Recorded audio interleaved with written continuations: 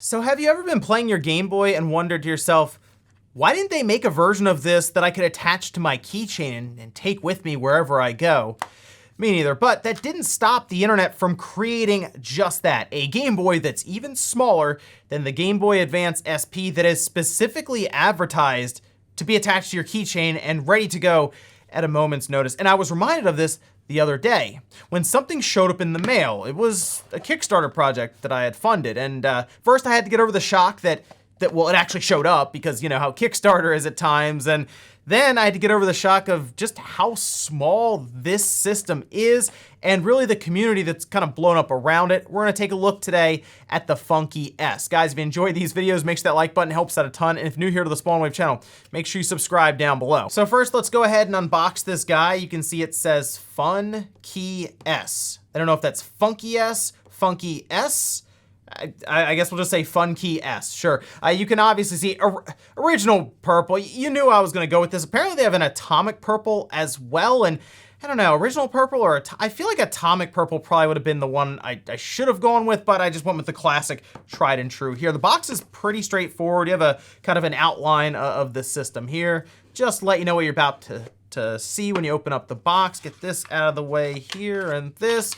And there's our FunKey S along with some instructions. Unfortunately, they do not have USB Type-C. Looking at the FAQs that they had on their website, that has to do with there just not being enough space for USB-C on this little system. And that's pretty much the big draw of the FunKey S, is it being impossibly small. So small that, yeah, you could put it on your keychain and walk around with it. And they did advertise it in that way, that there's like a strap you can get like this guy, and it will clip onto your keychain. And the idea is because it is foldable, it's protected well enough. And they did put a lot of thought into making this system as small as possible. Which first, we'll do a size comparison. Here is the FunKey S.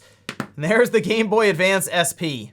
Yeah, the SP is already pretty good in terms of portability and its size, but I mean, look at the FunKey S. It's not even close. It is shockingly small when you get one of these in front of you, especially when you open these up and take a look. I mean, come on.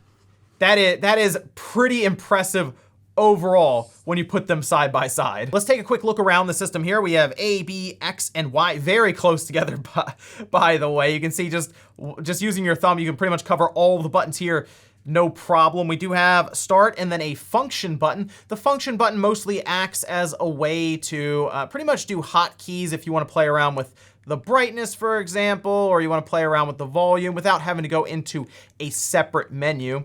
And then we do have our menu button here and a D-pad. All of these buttons are tactile, and it makes sense once again because they're looking to save as much space as possible. If they decided to go with like the rubber membrane kind of setup underneath, it probably wouldn't feel as good. It'd be kind of squishy, but you'd also need more room in order to fit those in there. So this makes complete sense. And honestly, they're pretty responsive. Again, that being a tactile setup. We do have a couple of speaker spots right here. There's a LED indicator. It does say that as the battery wears down, this will let you know that you're on low battery, which the battery, according to their website, is an hour and a half of gameplay. It's a 410 milliamp hour battery. They do have it charging kinda on the slower side of things, about 60 minutes to achieve a full charge. On the back here, we do have two different shoulder buttons, L and R. These are pretty hard to press down.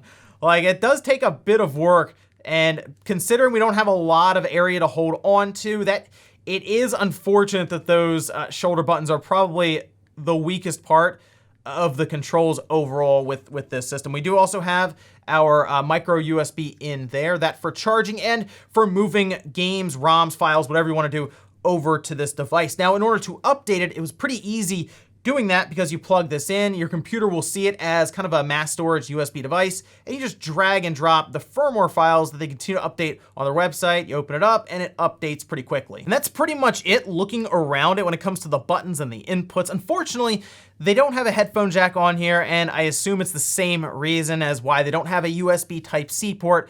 There's just not enough space. They really did try to make this as small as possible. However, the most impressive part about this system has to do with the screen. Now, when I was using this, you can see the screen itself. It's pretty easy to read despite it being so small. It's about the size of a postage stamp, I would say. They do describe it as an LCD IPS screen at 1.52 inches, and it's a 240 by 240 display. They did mention on the site that it is 50 hertz, and they are looking to eliminate all screen tearing, essentially, as you are using it. And playing this, I gotta say, being able to read text and all this, it's pretty good. Like, it has that same effect that I had with the Game Boy Micro, where the screen is so small, but everything is so easy to read and it works. Also, the screen has pretty good range overall when it comes to its brightness levels. This is completely dim, and then we can go up to 100%, and it is bright right now. Like, I have it generally at about 50%, and I'd say overall, that's pretty good just for visibility. Unfortunately, the speakers aren't very good. They are kind of crackly when you have it turned all the way up, and we could play around with that a little bit. When we get into some of the games, which is obviously the strongest part about this, you're buying this in order to be able to play games on the go. So naturally, most people are going to play things like Pokemon. I mean, let's face it, it's Game Boy all the way, right? So people are thinking, okay, let's play Pokemon. So you jump right into it. The reason I'm able to jump right into it is if you are playing, which we can actually hear the speakers, turn this all the way up, that's at 100%. It's pretty loud with these smaller speakers. Unfortunately, it's not the best quality in terms of sound. But the idea here is if you are out and you're playing, maybe you have a couple minutes, you can do that and then close it, and it will automatically save where you are in the game. So if I kind of shut this and then we go to open it, you can see it will shut down, and then when we open it here, it'll start up and we jump right back into our game. So it at least has kind of that grab and go feeling when you're playing a game. You don't necessarily have to stop, save, or worry about you losing your progress. The system will take care of that for you. I think most people expect systems now, even if they're on the lower end, to play Game Boy games no problem. Even like Super Nintendo games shouldn't be an issue. It comes down more so to things like PlayStation 1 and Nintendo 64 and Game Boy Advance. Now, for the 64 itself, they do say on their site, look, it's not gonna be able to play 64 games very well at all, and they don't even attempt to advertise it like that. But we have had things like Mario 64 ported over to this system natively because it was decompiled.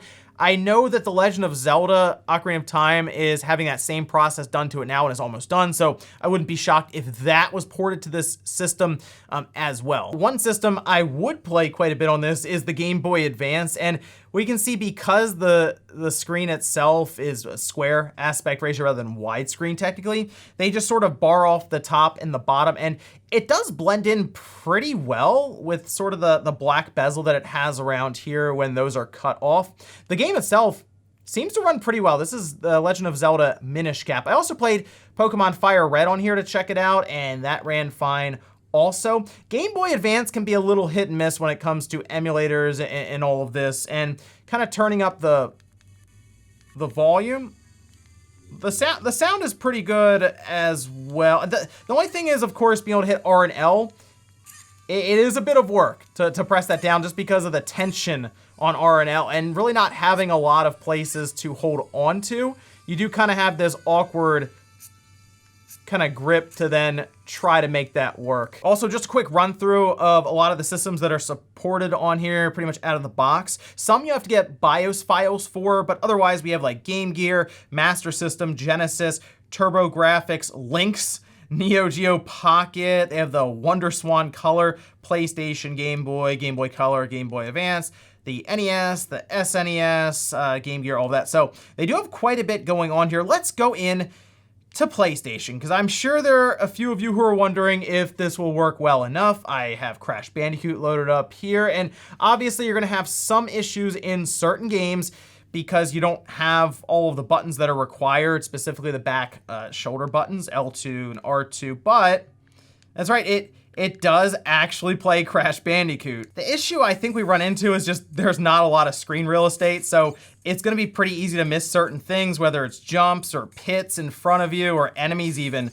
that might go unnoticed. However, if you're playing like a slower RPG or something, because you might end up hitting buttons here with certain platformers at the same time as well, I think you could have an enjoyable experience, especially if it's something like an RPG where you can kind of stop and close it and then reopen in the middle of a battle. I don't know, this could be a pretty fun way to experience some of those games on the PlayStation. So now that we've kind of looked around the system and played it a bit, let's pull it apart some. And they do remove some of the fun with this because on their website, it's very much so open, like completely like open source when it comes to the software, even the hardware. Like they go through so much documentation around schematics for the different chips that they're using. And a lot of that is just open the platform up to the community and people online who not only want to hack the system and do all kinds of modifications, but maybe even develop for it. Seriously, like I said, people have already moved Super Mario 64 over to it. So no telling what else will come to this system, but it looks like on the back here, we have a couple of Phillips head screws, and the back does indeed just come right off. There's our battery. I mean, you can see the biggest thing in here is that 410 milliamp hour battery. We're gonna go a bit further down to the processor as well as the RAM, which just by opening this up here, taking that off, we're already to that point. I do like this. So it does make a bit of sense why it's a bit harder to press down, as they don't necessarily have springs in here that they're using. It kind of looks like they're just using the plastic itself along with the tactile buttons in order to have it spring back there. Looking at the hardware itself, they do kind of describe it on their website. We have an ARM Cortex A7 1.2 gigahertz, and then we also have 64 megabytes of DDR2 memory, and the storage is an SD card. They have that up to 128 gigabytes, which we can actually see that right there. We'll just unplug that battery, and then it looks like we have our screen cable here for the top part running through our kind of plastic hinge here, and that's kind of it. I mean, really, I just kind of pull this board up and that's sort of it. It looks like we have our, because we do have our one speaker right here. They have two different kind of speaker mesh grills, I guess, just to kind of let sound flow out even this way if it's able to.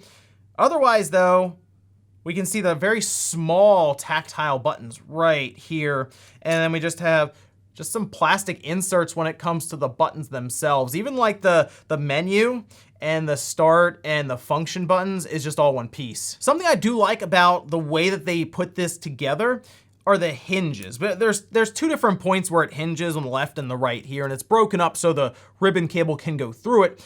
But when you do open this device up, it does have a bit of a quality feel to it, and I feel like that's just the way that they have the hinges set up with enough tension, so it feels like it's not just gonna flop open and break or anything like that. So that is a point of failure that is very notable on devices like the Gameboy Advance SP or the DS Lite, or when the hinges start to crack and really wear out. So it's good to see that they noted that and at least did their best, I'll say, to make sure that the hinge is longer lasting. And this is pretty much everything that's going on inside of the system. It's not very complicated.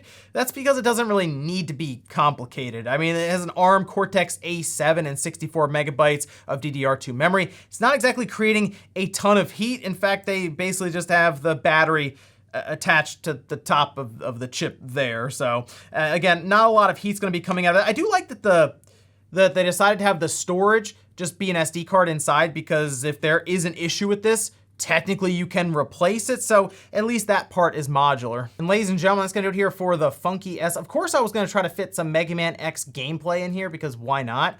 But you know what, for its form factor and size, I'm more impressed with the system itself and the build rather than its ability to play certain games. I think it's cool that you can do things like original PlayStation on here. I'm just not sure how practical it is with the screen size itself. I can tell you though, the screen is high quality with what they're working with here in this form factor. So being able to read text on it isn't an issue. It's more or less, some of these games clearly are designed to be on larger displays so you can see certain things happening. And the controls might be a bit cramped for some people. However, I think the idea is fun. I think it's interesting to see the community start to really blow up around this device, and I do like their more open approach that they're taking with the hardware and the software, because that can lead to some pretty cool things when it comes to the system itself being modified and then obviously having different things ported to it. But let me know what you guys think about the FunKey S.